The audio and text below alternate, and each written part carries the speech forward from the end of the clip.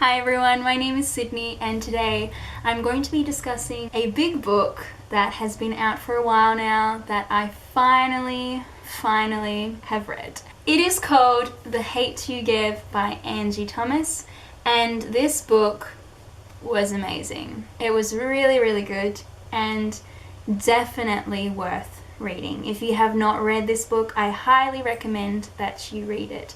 So this book is basically about the Black Lives Matter movement. It involves discrimination, police brutality, and the lack of justice. Angie Thomas has created this story that is very real, and she's beautifully written it through the eyes of our main character, Star.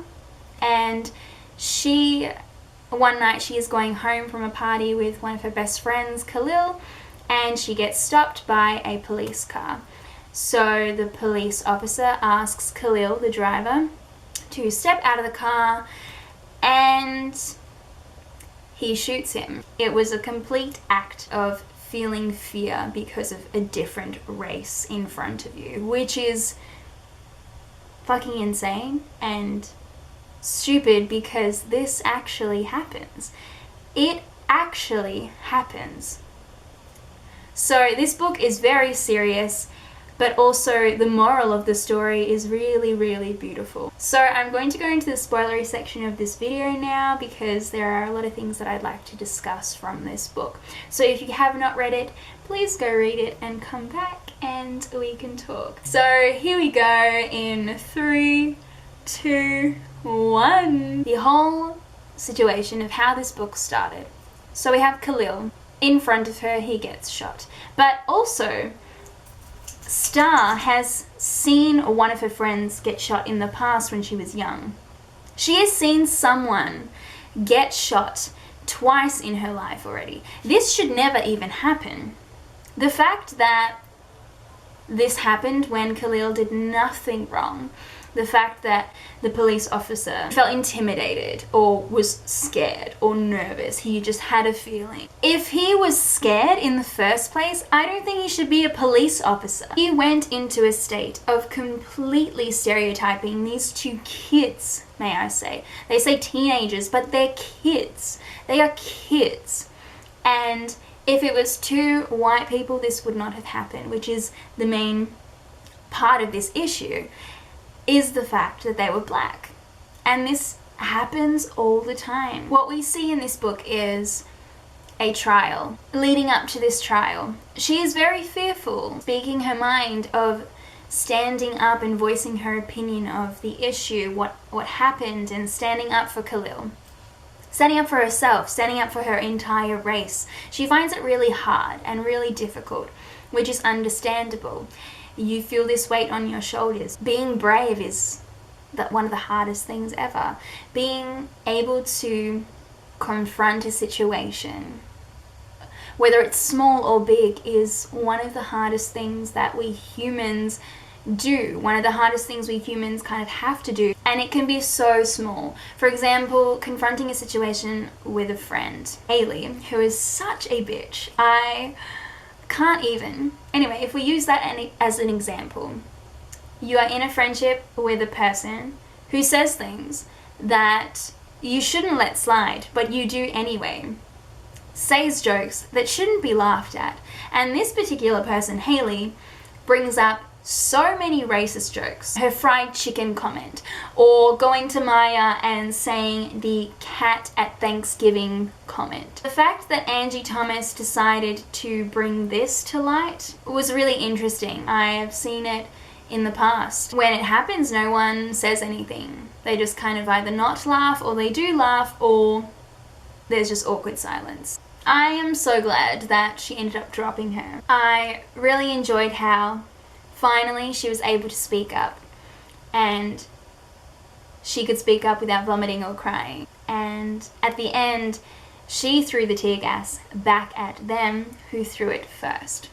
I really enjoyed that moment because it was such a strong moment of her fighting back. I also really enjoyed how Angie finished this book by using a list of names of real life people this has happened to. But also the fact that she showed that Star did not win this case. That is also fact, and that happens all the time.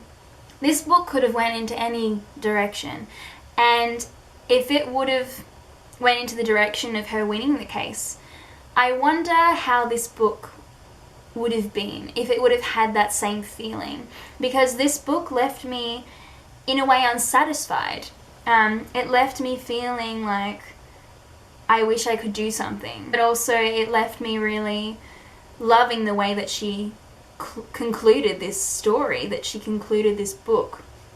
And I guess the story has not ended. It is an ongoing conversation. It is an ongoing story because of it being so real. I love that people can connect to this, whatever race you are. I'm white, but I can relate to so many things. I can relate to many themes, and I can feel so much sorrow for the fact that this is happening. The want, the need, the desire to help should be the outcome of this story, should be the outcome of wanting justice for these people, for wanting the end of racism, for wanting the end of discrimination. And these things should be talked about. I think it's fantastic that Angie Thomas has taken a step herself to be brave, to write this story. So on a lighter note, something I really liked within this book was all the Fresh Prince references. My best friend loves Fresh Prince, and it made me think to her that she would love this story. She would love all the references to Fresh Prince, but also everyone would love this story because of how important it is. But yeah, let's go into some favorite quotes that I really enjoyed from this book. On page 38, I've seen it happen over and over again. A black person gets killed just for being black, and all hell breaks loose. I've tweeted RIP hashtags, reblogged pictures on Tumblr, and signed every petition out there. I always said that if I saw it happen to somebody, I would have the loudest voice, making sure the world knew what went down. Now I am that person, and I'm too afraid to speak. This was incredible. To have this at the beginning of the book, to see this character that we're following develop so much. And I think that's a really beautiful part of this story, that in terms of the moral of this story, that we need to be brave. And when you're being brave, as they say later on, when you're being brave, you're still scared. There's still that fear, but you acknowledge that fear, you accept that fear, and you're doing something about that fear anyway. You are standing up for yourself. You are standing up for your ground, and you are standing up for the people that are impacted by what you are about to say. So if you know me, you'll know that I do really love Taylor Swift, that I've been listening to her music, following her ever since I was in primary school, ever since the music video of Love Story. That was the prime time, that was the beginning of everything. I've been to every single concert except her first album, which I'm so upset. If I could go back in time, I would have went, but I didn't know about it because I had never been to a concert before. Anyway, and Angie Thomas makes a reference to Taylor Swift that I just loved. She made a reference to Beyonce, and it was just so good. Let's say it. On page 81, before Khalil, I planned to cold shoulder Chris with a sting more powerful than a 90s R&B breakup song. But after Khalil, I'm more like a Taylor Swift song. No shade, I fucks with TJ. But she doesn't serve like 90s R&B on the angry girlfriend scale. I'm not happy with Chris, yet I miss him. I miss us. I need him so much that I'm willing to forget what he did. That's scary as fuck too. Someone I've only been with for a year means that much to me. But Chris, he's different. You know what? I'll Beyonce him. Not as powerful as a 90s R&B breakup song, but stronger than a Taylor Swift. Yeah, that'll work. I just love it. The whole thing of, no shade, I fucks with Tay-Tay. So good. Yeah, girl. In terms of the Fresh Prince reference, I really liked how she said on page 85, Chris gets the Fresh Prince, which helps him get me.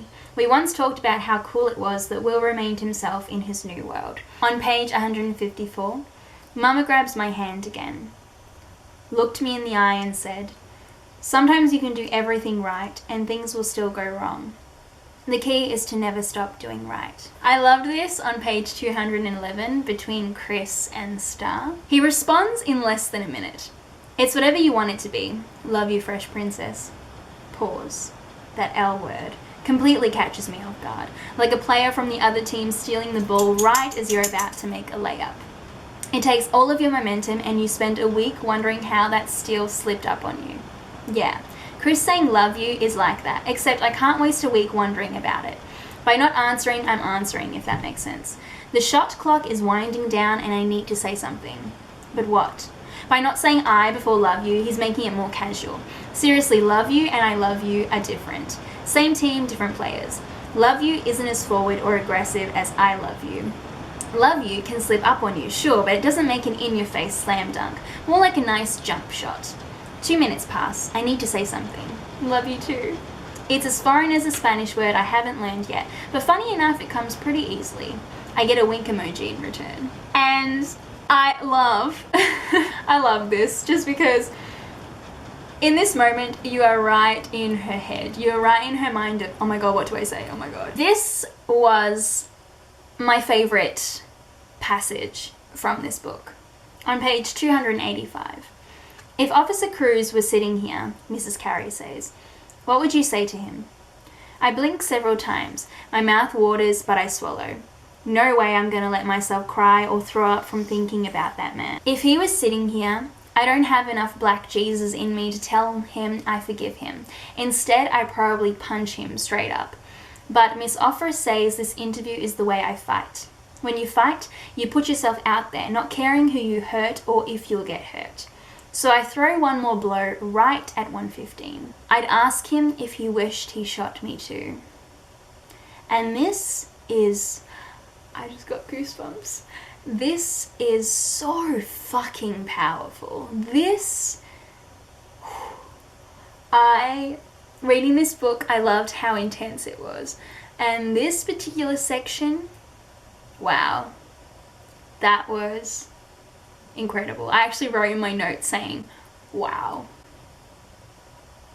Because this is a big damn moment. So, thank God we get this epic scene of Star punching Haley in the face. That was great. I think everyone reading this book would have went, yes! So I loved on page 344 her parents' reactions. Daddy replays the video starting with Haley saying he was probably going to end up dead anyway.